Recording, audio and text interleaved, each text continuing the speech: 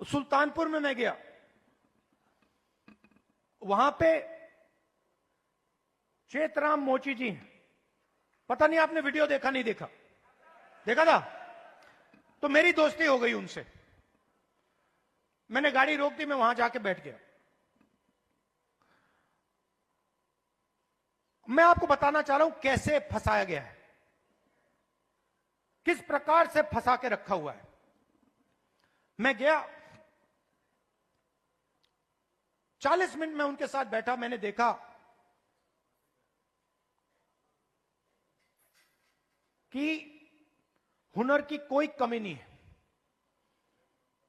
उनसे आप कोई भी उनको आप कोई भी जूता दे दो और कहो भैया इसको बना दो, कोई भी हो, मतलब ब्रांडेड जूता हो, ये आपने जो पहना हुआ ये हो, कुछ भी, 2-3 घंटे में वही जूता आपको मिल जाएगा, उससे अच्छा मिल जाएगा। और मैंने उनसे पूछा आप यहां कितने साल से हो? कहते हैं 40 साल से हूं राहुल जी, 40 साल। फिर मुझे देख के कहते हैं राहुल जी ये मेरा बेटा है, अब ये यहां मेरे साथ काम नहीं करना चाहता। तो मैंने कहा क्यों? और फिर सिर नीचे करके कहते हैं कि राहुल जी 40 साल में मुझे किसी ने इज्जत नहीं दी। एक ही आदमी ने, मेरे पिता ने मुझे रिस्पेक्ट और इज्जत दी थी। मैं यहां आता हूं, सुबह आता हूं, दिन भर काम करता हूं, घर चला जाता हूं। 40 साल में मुझे एक व्यक्ति ने इज्जत नहीं दी। अकेले काम कर रहे थे, बेटा कह रहा था मुझे नहीं करना काम, मैं जा रहा हूं, मैं नौकरी करूंगा। मैंने उनसे पूछा, मैंने कहा एक बात बताइए, अगर आप अपने काम को थोड़ा इंप्रूव करना चाहते हो तो आप क्या कदम लोगे? एकदम उन्होंने मुझे बोला कि देखिए राहुल जी, मैंने एक मशीन है, मैंने उसकी फोटो देखी थी, अगर वो मशीन मुझे मिल जाए तो मेरा काम डबल हो जाएगा ऐसे ही। तो हमने क्या किया, बहुत महंगी मशीन नहीं थी, हमने किसी राजनेता से वो मशीन डोनेट करा दी और उनको हमने मशीन दे दी। नहीं अभी ताली मत बजाइए, अभी ठहर जाइए, ताली बजाने की बात अभी आ रही है।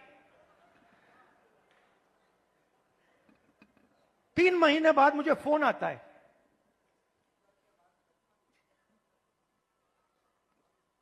चेतराम मोची जी कहते हैं राहुल जी मैं बड़ा खुश हूं। मैंने कहा क्यों? कहते हैं राहुल जी मेरी अब 2 दुकानें हैं, 10 लोग मेरे लिए काम करते हैं।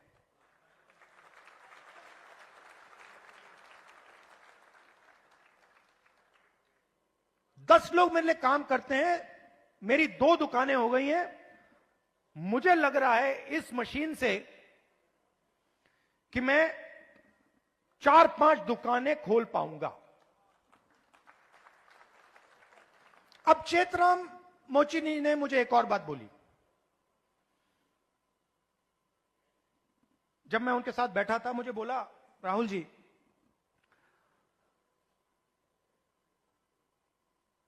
यूपी सरकार ने मुझे एक बार ट्रेनिंग पे बुलाया,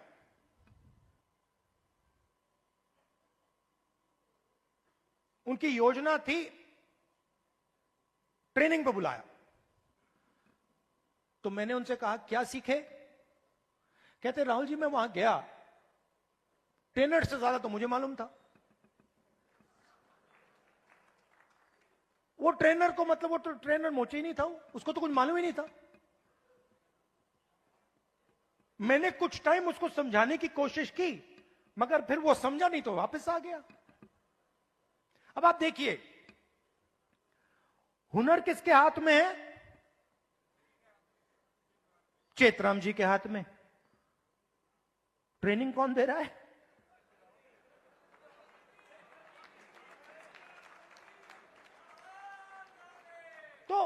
तो बात समझिए क्यों? क्योंकि ट्रेनिंग का नेटवर्क कंट्रोल में है। मशीन क्यों नहीं मिल रही?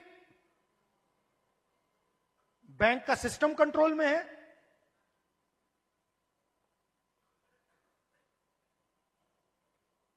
ट्रेनिंग क्यों नहीं हो रही? क्योंकि चेतराम जी ट्रेनिंग के सिस्टम में ही नहीं है। जिसके पास हुनर है, जिसके पास ज्ञान है, वो ट्रेनिंग करा ही नहीं रहा है। तो मैंने क्या किया? इससे मैंने क्या सीखा?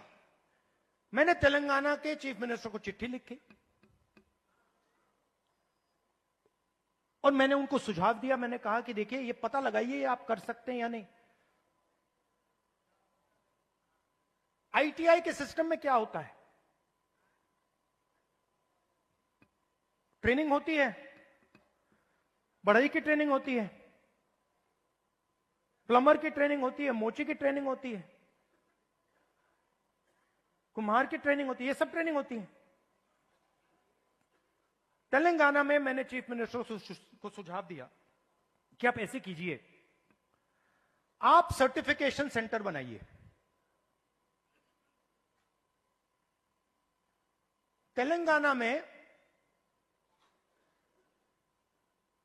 लाखों मोची हैं, नेटवर्क है मोची का, उस नेटवर्क के अंदर हुनर है, कैपेबिलिटी है। मैंने चीफ मिनिस्टर से कहा कि ट्रेनिंग इनसे करवाइए। तो हजारों मोची, जो गुरु शिष्य की परंपरा है हिंदुस्तान में, हजारों मोची ट्रेनिंग कराएंगे। सर्टिफिकेशन सरकार करेगी, और जब एक मोची ट्रेनिंग करेगा और उसका शिष्य सर्टिफिकेशन पाएगा, तो मोची के बैंक अकाउंट में सीधा सरकार पैसा डालेगी।